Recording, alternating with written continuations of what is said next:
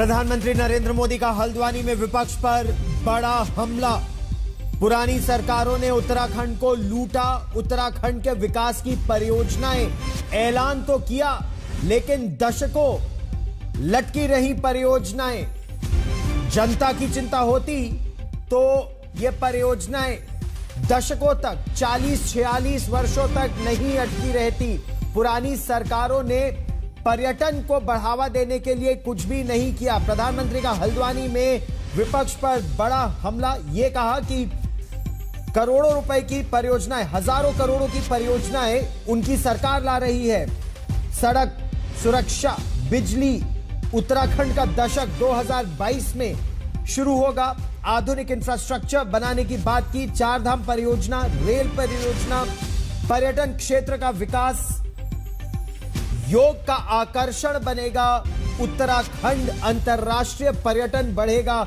प्राकृतिक खेती को बढ़ावा दिया जाएगा और उसका रोडमैप प्रधानमंत्री नरेंद्र मोदी ने आज हल्द्वानी में एक चुनाव रैली में दिया। 9,000 करोड़ रुपए की परियोजनाएं, जिसमें सड़क निर्माण परियोजना प्रमुख है। 1200 किलोमीटर ग्रामीण सड़क, 151 पुलों का निर्माण, धार्मिक स्थलों का विकास।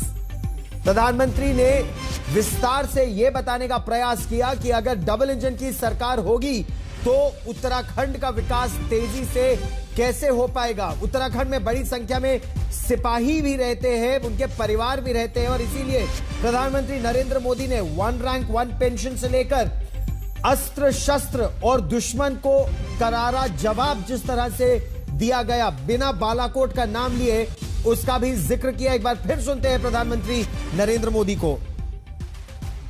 हल्द्वानी वालों के लिए मैं नए साल की एक और सौगात लेकर आया हूं।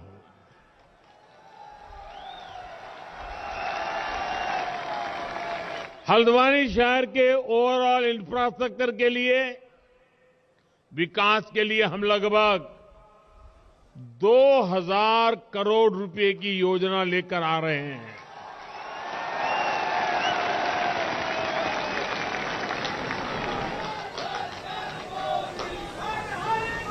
अब हल्द्वानी में पानी, सीवरेज, सड़क, पार्किंग, स्ट्रीट लाइट, सभी जगह पर अभूतपूर्व सुधार होगा। साथियों, इस दशक को उत्तराखंड का दशक बनाने के लिए तेज गति से ऐसे ही विकास कार्यों पर अनेक काम करने की जरूरत पर हमने जोर दिया है। और उत्तराखंड से अब रुख करते हैं उत्तर प्रदेश का, जहां सियासी रण में भारतीय जनता पार्टी के दिग्गज नेता एसपी के अध्यक्ष अखिलेश यादव पर लगातार वार कर रहे हैं। आज मुरादाबाद में केंद्रीय गृह मंत्री अमित शाह भी जमकर अखिलेश यादव पर बरसे। कालेधन से लेकर अपराध तक को लेकर तब की सरकार यानी समाजवादी पार्टी की सरकार को उन्होंने निशाने पर लिया। देखिए हमारी ये रिपोर्ट। ये जन सैलाब जो दिखाई पड़ता है वो बताता है कि यूपी में फिर से लगातार चौथी बार भारतीय जनता पार्टी जीतने वाली है। इस सपा बसपा सपा, ये बुआ बबुआ 15 साल राज करे। 15 साल क्या हालत करा था हमारा पश्चिमी उत्तर प्रदेश का। यहां से लोग पलायन होने लगे थे। बाबू हुक्मदेव सिंह को यहां से पलायन के विरोध में आंदोलन करना पड़ा था या नहीं करना पड़ा था? जोर से बोलिए, करना पड़ा था या नहीं करना पड़ा था? आज पलायन करने वाले पलायन कर गए हैं। जनता को डरने की जरूरत नहीं है। ये हाथी और साइकिल वालों ने भ्रष्टाचार से, भ्रष्टाचार की नोटों से बोरे भरने के अलावे कोई काम नहीं किया। विकास का काम भारतीय जनता पार्टी ने किया है। मैं अखिलेश जी को पूछना चाहता हूं, अखिलेश बाबू, उत्तर प्रदेश की जनता आपको हिसाब मांगती है। आप बताइए, आपके शासन में कितने दंगे हुए थे? जवाब नहीं देते। उत्तर प्रदेश के मुख्यमंत्री योगी आदित्यनाथ ने एक बार फिर काले धन को लेकर विरोधियों पर करारा वार किया। योगी आदित्यनाथ विकास के कामों की अनदेखी को लेकर भी समाजवादी पार्टी और बहुजन समाज पार्टी पर लगातार निशाना साध रहे थे। मैं आज पूछना चाहता हूं, सरकार तो वही है, चेहरे बदले। 2017 के पहले प्रदेश के अंदर क्यों नहीं होता था? कारण साफ था, गरीब का पैसा कहां जाता था? उस समय की सरकार में जो लोग बैठे हुए थे, गरीब का पैसा हड़प जाते थे। और आज वही गरीब का पैसा दीवालों से निकलते हुए आपने पिछले 4 दिनों के अंदर देखा होगा। जेसीबी लगा करके पैसा निकाला जा रहा है, क्योंकि इन लोगों ने गरीब का पैसा लूट करके घरों में रख दिया था। आज तो प्रदेश में कोई दंगा नहीं कर सकता, आज तो कोई प्रदेश में अराजकता नहीं पैदा कर सकता। आज सभी दंगाइयों को मालूम है, अगर दंगा करेंगे तो 7 पीढ़ियां भरपाई करते करते थक जाएंगी, नहीं फिर। और इसलिए दंगा नहीं होता है। पिछली सरकारों ने आस्था के साथ कितना खिलवाड़ किया था। पर्व और त्योहार आते थे, दंगा शुरू हो जाता था। पिछली सरकारों के समय में जन्माष्टमी हो, रामनवमी हो, दीपावली हो, विजयादशमी हो, कोई पर्व और त्योहार आता था, दंगे शुरू हो जाते थे। लेकिन आज तो दंगे नहीं हो रहे हैं। आज तो खुशहाली है, शांति और सौहार्दपूर्ण माहौल में पर्व और त्योहार मनाए जा रहे हैं। हर व्यक्ति सुरक्षित है, हर बहन और बेटी भी अपने आप को सुरक्षित महसूस कर रही है। उत्तर प्रदेश में विधानसभा चुनाव का ऐलान 5 जनवरी के बाद होगा। आज चुनाव आयोग ने एक प्रेस कॉन्फ्रेंस में चुनाव की तैयारियों का पूरा ब्यौरा दिया। चुनाव आयोग के मुताबिक 5 जनवरी को फाइनल मतदाता सूची जारी होगी, जिसके बाद चुनाव की तारीखों का ऐलान होगा।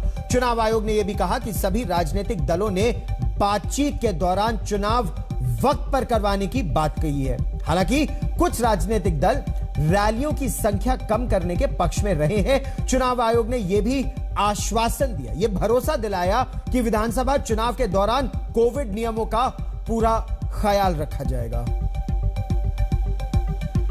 जो राजनीतिक दलों ने जो विभिन्न बिंदु उठाए गए थे, उसके बारे में बताना चाहूंगा कि सभी राजनीतिक दलों के प्रतिनिधियों ने ये हम लोगों को बताया कि कोविड प्रोटोकॉल का पालन करते हुए समय पर चुनाव होने चाहिए।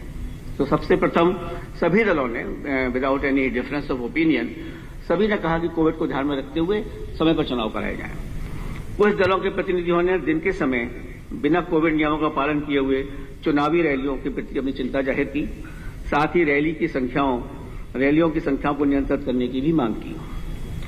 उन्होंने ये भी सुझाव दिया कि घनी आबादी वाले पोलिंग स्टेशंस को खुले स्थानों में किया जाए, ताकि कोविड प्रोटोकॉल का पालन करते हुए मतदान संपन्न हो सके।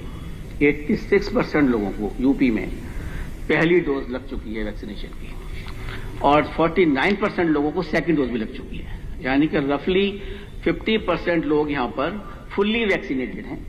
और ये भी हमें आश्वासन दिया गया है कि 15-20 दिन के अंतर्गत सभी एलिजिबल लोगों को और जो यहां पर अवेलेबल हैं उनको पहली डोज सबको लग जाएगी। हम लोगों ने आदेश दिए हैं कि इसको फौरन ही कार्यवाही की जाए और इस वैक्सीनेशन को बढ़ाया जाए, जिससे कि जल्दी से जल्द एटलीस्ट 100% लोग should be absolutely with A first dose and all eligible should be given the second dose also.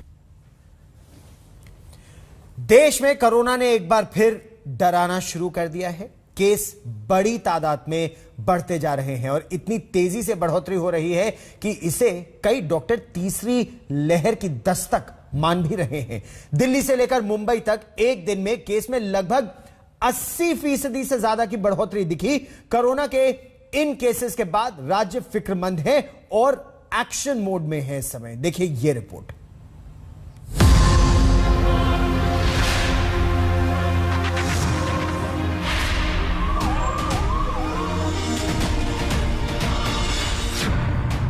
देश में कोरोना की तीसरी लहर की दस्तक। कोरोना के आंकड़ों की तेज रफ्तार।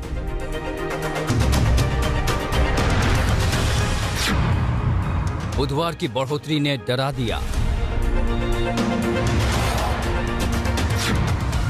पाबंदियों से आगे अब सख्ती का दौर। देश में कोरोना ने एक बार फिर पलटवार कर दिया है। बुधवार को जो आंकड़े आए वो कई महीनों के बाद ऐसा संकेत दे रहे हैं कि कुछ राज्यों में कोरोना की तीसरी लहर ओमिक्रॉन वेरिएंट पर सवार होकर दस्तक दे चुकी है। महाराष्ट्र की कोरोना टास्क फोर्स ने तो मान भी लिया है कि वहां कोरोना की तीसरी लहर आ चुकी है। दिल्ली और गुजरात समेत कुछ और राज्यों में कोरोना ने डरा दिया है। देश में बुधवार को कोरोना के कुल 13,000 से ज्यादा नए केस सामने आए, जो 7 दिन में सबसे बड़ी बढ़ोतरी है। सबसे ज्यादा प्रभावित राज्यों में दिल्ली, महाराष्ट्र, गुजरात, कर्नाटक, पश्चिम बंगाल और झारखंड हैं। सबसे पहले महाराष्ट्र की बात करते हैं। यहां बुधवार को 3,900 केस सामने आए। इसके एक दिन पहले मंगलवार को यह आंकड़ा 2,172 और सोमवार को 1,426 था। एक दिन में बढ़ोतरी हुई 81.62%। मुंबई की बात करें तो 28 दिसंबर को केस आए थे 1,377। एक दिन बाद ये तादाद 2,510 हो गई। बढ़ोतरी रही 82% से ज्यादा।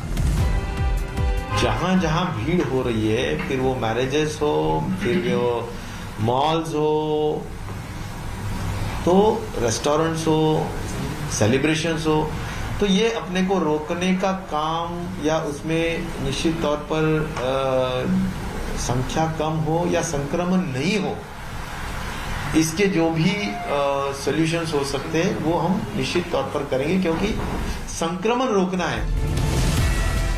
दिल्ली के हालात भी खराब हैं। यहाँ तमाम एहतियात के बाद भी केस लगातार बढ़ रहे हैं। यहाँ ग्रेडेड रिस्पांस सिस्टम भी लागू हो चुका है। ऑरेंज अलर्ट के तहत कई पाबंदियां लागू हो चुकी हैं।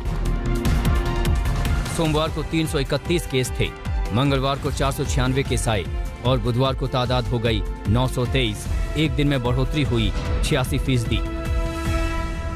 ऐसा लगता है कि पूरे देश में केसेस बढ़ रहे हैं। लगभग पिछले हफ्ते में जैसे पूरे देश में डबल हुए, बॉम्बे में और दिल्ली में, क्योंकि टेस्टिंग बहुत ज़्यादा होती है तो हमारे यहाँ टेस्टिंग ज़्यादा है तो ज़्यादा केस आ रहे हैं। तो मुझे लगता है सारी जगह ही बढ़ रहे हैं। ये जो इन्फेक्शन है ओमिक्रॉन है, बहुत तेज़ी से फैलता है। पहले वाले के मुकाबले इसकी फैलने की दर बहुत ज़्यादा है।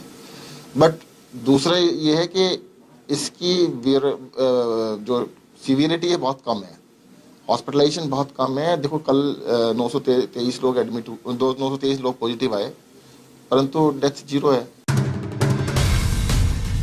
गुजरात में भी आंकड़े तेजी से बढ़ रहे हैं। मंगलवार को 394 केस सामने आए, जबकि बुधवार को 548। बढ़ोतरी रही 71.89%।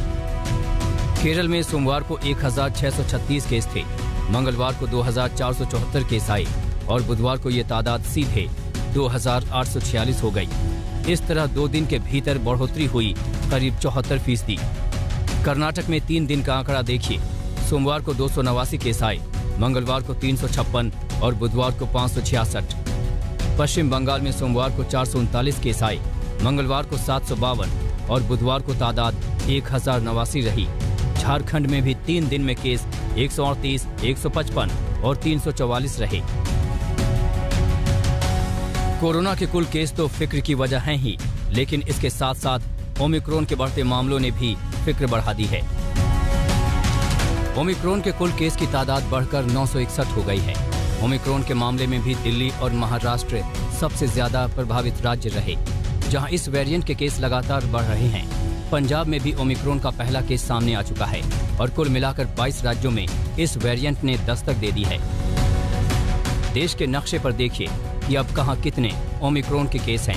सबसे ज्यादा 263 केस दिल्ली में हैं। इसके बाद महाराष्ट्र दूसरे नंबर पर है, जहां 252 केस हैं। गुजरात में 97 केस मिल चुके हैं, जबकि राजस्थान में ओमिक्रॉन के केस 69 हैं, केरल में 65 और तेलंगाना में 62 ओमिक्रॉन केस आ चुके हैं। कोरोना के खतरे को देखते हुए राज्य एक के बाद एक पाबंदियां लगा रहे हैं। तीसरी लहर के खतरे के बीच अब एहतियात ज्यादा जरूरी हो गया है। ब्यूरो रिपोर्ट, आज तक।